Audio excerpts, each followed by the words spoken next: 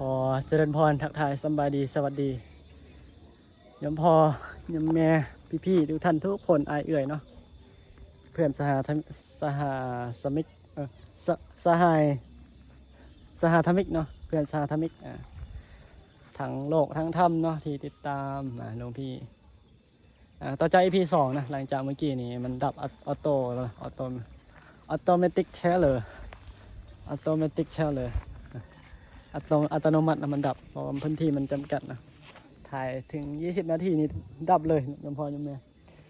นะร้านห้อนนั่นเนาะร้านห้อนนะตอนนี้อันเด็กน้อยกำลังสอบอยู่เดี๋ยวฉันจะมาหลวงพี่จะมาถ่ายนะถ่ายบรรยากาศ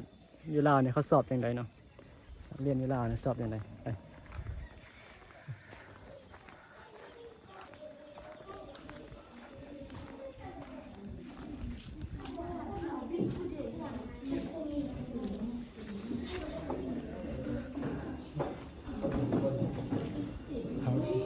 กำลังสอบอยู่ด้วยยมพ่อยมแม่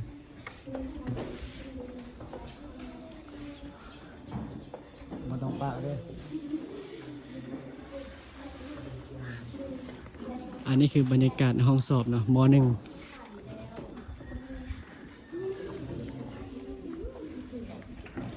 ก็บ่มีทุจริตเนาะมีแต่สุจริตสอบแบบโดยความรู้ความสามารถนะส่วนใหญ่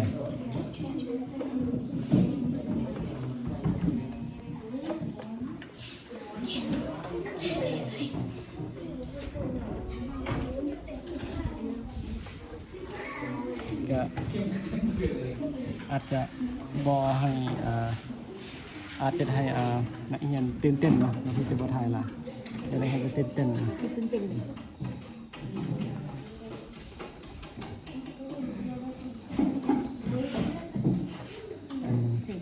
ข้อสอบมื้อนี้ก็มี4ข้อเนาะข้อสอ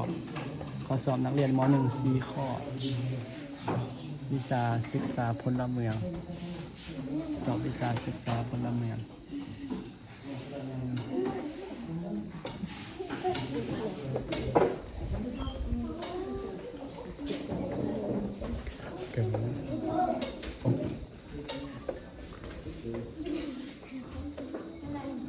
ม.1เนาะมีวัน11 12 10ขวบ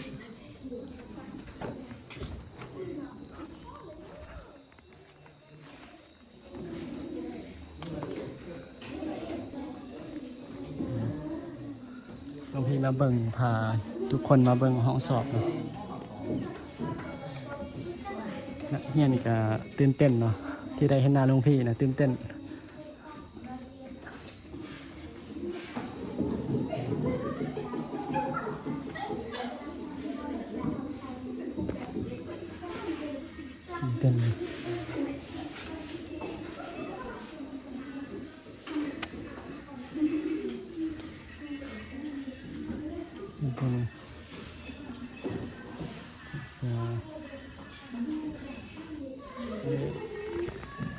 อันนี้เป็นม.1เนาะม.1นี้จะมีคำถามม.1นี้จะมีคำถามประมาณ5ข้อนั่นยังพอเห็นไหมวิชาศึกษาพลเมืองเนาะกำลังสอบอยู่กำลังตึงแบบเรียกว่าอย่างใส่สมาธิเนาะน้องพี่วิทยาไทยดนเพราะมันใส่สมาธิอันนี้เป็นม.2เนาะในม.1ในม.2เพราะว่ามื้อนี้จะมีม.1ม.2ม.3 3ห้องสอบ3วันสอบเมื่อวานนี้วันนี้กับพรุ่งนี้พามาเบิ่งกันเนาะ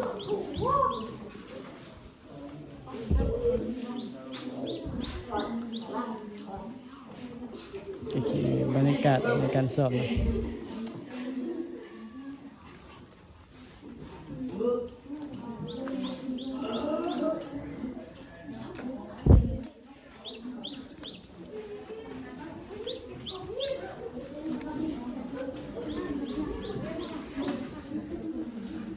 ห้องนี้ก็เป็นห้องแบบสุจริตเนาะ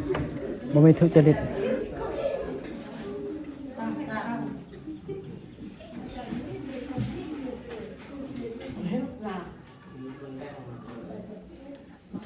เดี๋ยวไอ้มอซ่อนี่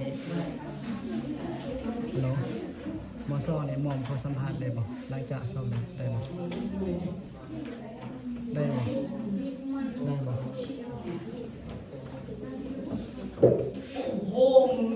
นะงุ่นไอ้งุ่นซื้อหยังซื้องุ่นบ่เลยเดี๋ยวมันรบกวนเขานะเดี๋ยวพี่ไปก่อนหลวงพี่รู้สึกว่ามันจะเป็นการรบกวนเนาะถ้าเราไปคุยเพราะว่าเวลาสอบมีแต่จะไปถ่ายซิเนาะอันนี้จะเป็นเมื่อกี้นี่ม.2 เนาะอันนี้กับม.3นี่ก็จะเป็นเอื่อยที่ผู้ใหญ่นิดนึงที่พร้อมจะไปเรียนม.4 หรือว่ามัธยมที่จะขึ้นม.4 เนาะนี่นะม.3 ที่พร้อมจะขึ้นไปเรียนม.4 ก็คือปีหน้าอันนี้เอื้อยหรือว่าอายใหญ่ที่สุดของม.ต้นเนาะที่สอบมันนี่นะจ๊ะเขียนหนังสือรับตาเลยว่าธรรมดาห้องนี้สุดยอดทำมือตาเนี่ย5 นาทีแล้วเลยไม่ต้องปะเลยเดี๋ยวอาจารย์ได้ยินใส่สมาธิกายบอกกายติลืมห้องนี้ส่วนมากจะเป็นนักเรียนเก่งนะคุณว่าได้ยินข่าวนักเรียนแบบ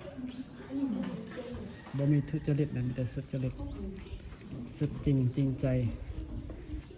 จริงโจ้พัฒนาอันมื้อนี้เป็นสอบวิชาศึกษาพลเมืองน้องพี่เบาแห้งบ่ได้เรียนอาจารย์นิดาเนาะเพราะว่าเกรงใจนักเรียนต้องใช้สมาธิในการเฮ็ดข้อสอบเนาะบ่ต้องเบิ่งเด้อบ่ต้องศึกษาเด้อทำไปเลยรับตาเขียนก็ได้เด้อผู้ใดเก่งอันนี้จะเป็นรุ่นอายที่สุดรุ่นเอื้อยที่ใหญ่ที่สุดที่มาสอบวิชาศึกษาเนาะวิชาศึกษาพลเมืองคันอยู่ไทยนี่ก็จะเป็นวิชาก็น่าจะเป็นวิชาศึกษาเกี่ยวกับคนการเมืองเนาะวิชาการเมืองเพราะว่าตอนน้องพี่เรียนป.ตรีปี 1นี่ก็มีเนาะวิชาการเมืองการปกครองอย่า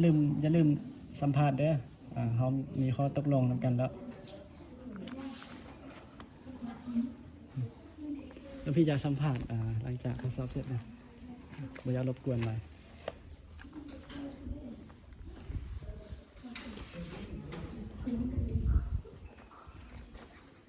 สู้ๆเด้อกำลังใจอยู่ในทางอากาศหายใจเบาๆก็เป็นกำลังใจแล้ว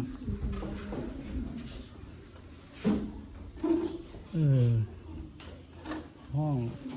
งละ4 ข้อโอ้ย4 ข้อนี่รับตา4 ข้อเทว่ากะลายนะสำหรับเด็กหน่อยเนาะกะลายเยอะตอนนั้นหลวงพี่คิดว่าหลวงพี่นี่อันตรายกันนะแบบต้องกระวนกระวายในคันแบบนี้ถ้ามีคนมาถ่ายอะไรเนี่ยคิดว่านะอันนี้เป็นบรรยากาศกำลังสอบเลยอันนี้ปาตึงเครียดขนาดตึงเลยนะตึงแบบเป็นวิญญาณเลยขออนุญาตเด้อยำพอยำเมียที่เราแบบผิดพลาดไปกันในขออภัยเนาะเพราะหลวงพี่จะบางทีก็บอกเหยาะเด็กน้อยเนาะเหยาะเด็กน้อยบ้านนอกบ้านนาศาสนาหมดกับ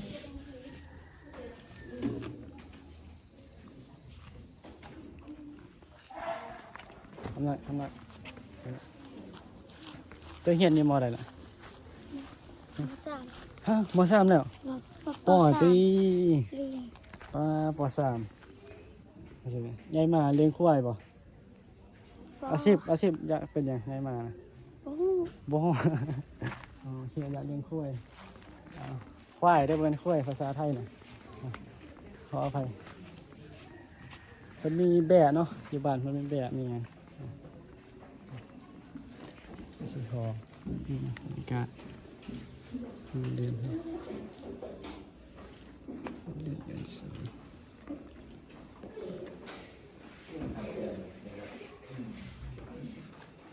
คืออยากคนห้างนี่แหละ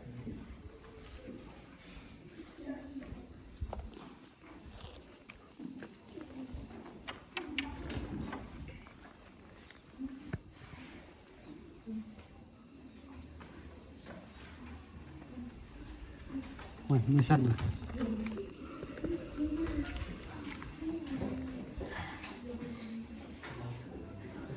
คือ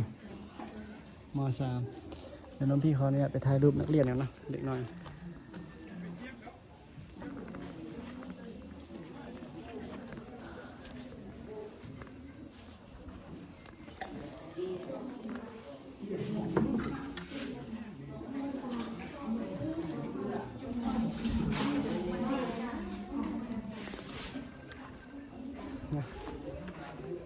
ห้ามมานี่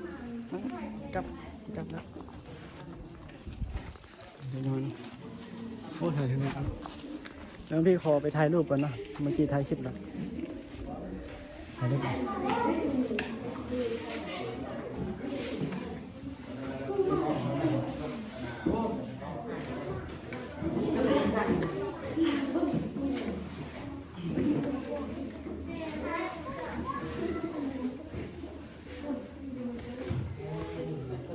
หลับตาเบิ่งกล้องเลยเด้อ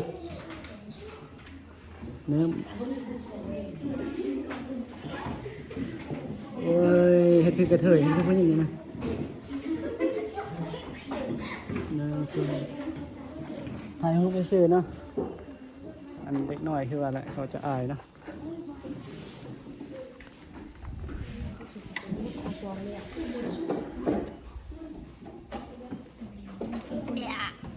ไทยลำซองสิไทยลำซองบอกนั่นคือเกาหลีนะนั่นคือเกาหลีเนื้อนายกเกาหลีเนื้อนะ หนุกกับเรื่องเกาหลีไต่บาลี พูดอะไรซื้อพุทธนะพูดอะไรซับหน้าด้วย ซื้อพุทธ นี่ เมา รอยอดอีกหน่อยนะบางทีไปทำรอยออันพุทธมอหนึ่งเลยใช่พุทธซ่อนเลยนี่สิ ใช่ป่ะมุดนึกพุทธ คือพุทธเท้าพุทธ เอาพุทธบี ที่มอมเอาขนมมาให้มันนะมันไปใส่ไหม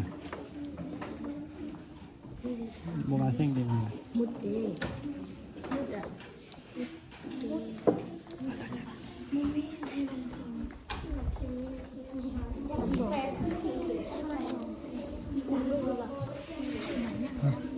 ให้บัญญัติ ไทยเกาหลีเนื้อเกาหลีไตบันซองไต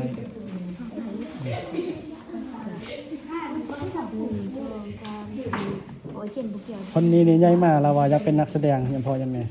ก็สร้างฝันให้เราได้ด้วย จำได้หรอ สร้างฝันให้เราได้ จำได้หรอ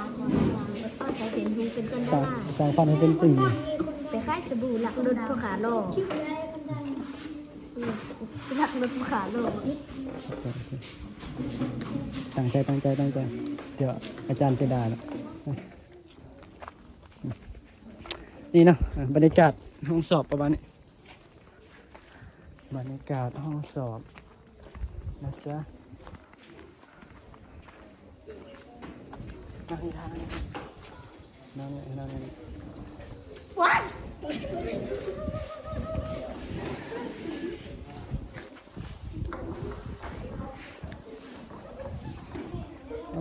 ดีงานบันเนาะ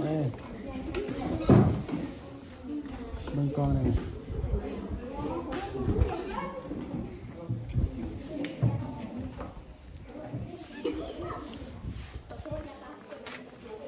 ตอนนี้เด็กน้อยพร ส่สมาธิในการสอบนะน้องพี่มีแต่บ่อยากไปถ่ายไลน์เนาะ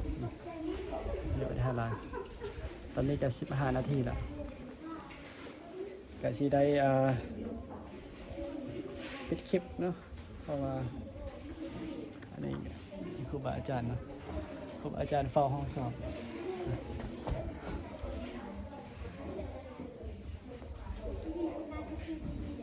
สักเครื่องยังไงสักได้เครื่องนี้ไหมโอเคตกลงเนาะโอเควะสัญญาเอาทิ้งเนาะยังพอแม่เลยได้ ลง นี่นะทรงขาดให้เป็นเด็กวัดเนาะหลานน้อยน่าคือกันบ่คือกันน้องยิ้มบ่โซเชียลเนาะโซคิวบ่เฮ้ยอายบ่ได้อย่าไปอายนักเลงเนาะโอ้ยจักปีละ11เนาะ21ปีมาอันนี้สิอันนี้เป็นสไตล์ไว้เนาะพรีเมียมพิเศษไว้บ่มีแต่ในหนึ่งเดียวในโลกนะ คือว่าแหละคนบ้านนอกบ้านนาเด็กหน่อยเนาะเป็นหลานของพี่เอง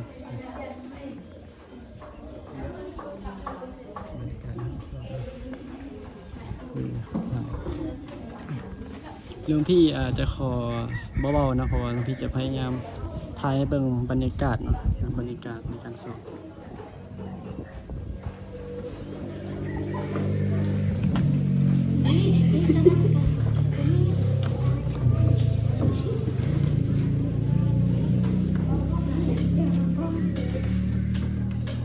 รู้จักลินดาบ่ลินดาบันซองนะ ลินดาอ๋อเจ้าเป็นลูกน้องอันบักทองบ่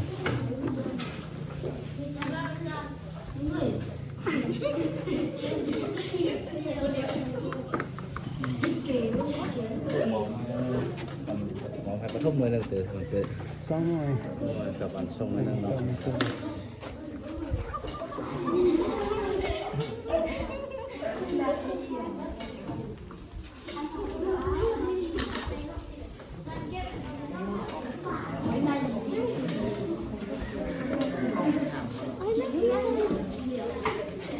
มาไปตัดไปลง TikTok ได้จะพาไปเบิ่งรถ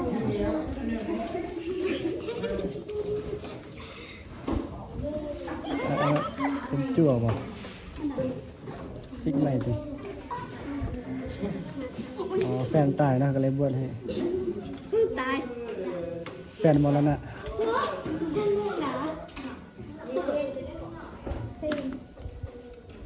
ลูกอีเลินเอ้ยบ่แม่นเนาะผู้ใดขี้ลายที่สุดอยู่ในนี้ ดูค่ะปุด บ่หมายถึงการเหียนในบริเวณหน้าตา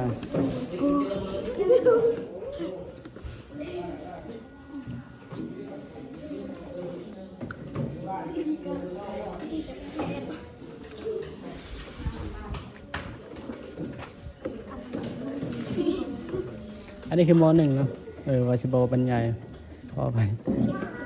นี่จะให้เบิ่งบรรยากาศ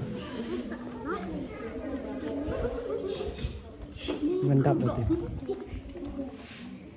19 นาทีแล้วเอามันครับจะ25เนาะยังพอยังอันนี้จะน่าจะเป็นน้องของเพื่อนน้องพี่นะรู้จักบักทองบ่บักทองไทยบ้านบักทองบักทองมันเอาเมียแล้วมันนี่นะกับอีอันนั้นบนอีนะคิงคำมันนะ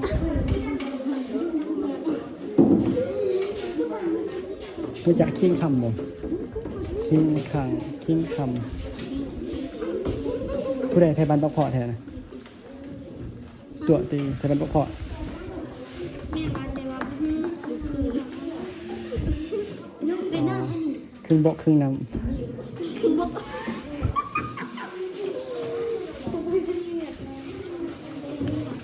อียนกับปู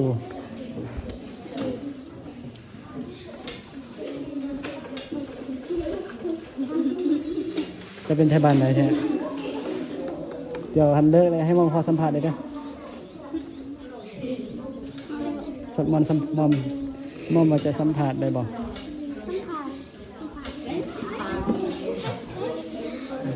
อย่าเอิ้นหมู่เลยเด้อเดี๋ยวมอมสินั่งอยู่หันทาเพราะว่าทาอะไรนางจะทาอยู่กกเป่าเด้นางทาอยู่กกเป่าซื้อเพชรดิก็ซื้อเพชรป่าเพชรชราเพชรโอเคพอไปยังสาธุสาธุกายให้ไวเช่นงามเนาะป่าโอเค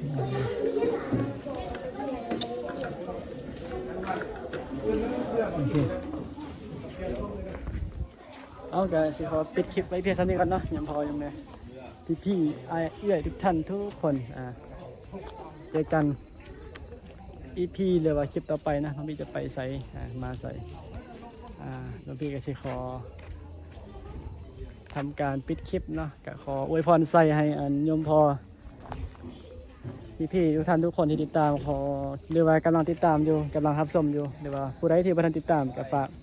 ไปติดตามให้น้องพี่ได้เด้อYouTube คนต่างถิ่นสตูดิโอพิมพ์เข้าไปว่าภาษาไทยเนาะคนต่างถิ่นสตูดิโอเป็นภาษาไทยขอเจริญพรเนาะขอให้จงมีแต่ความสุขความเจริญเนาะคนที่รับชมติดตามอยู่ขอให้มีแต่อายุวันโนสุขังพลังปรารถนาสิ่งใดขอให้ได้ทุกประการนะความปรารถนาเนาะอันเป็นไปได้ชอบประกอบด้วยธรรมเนาะขอให้ทุกคนจงมีแต่ความ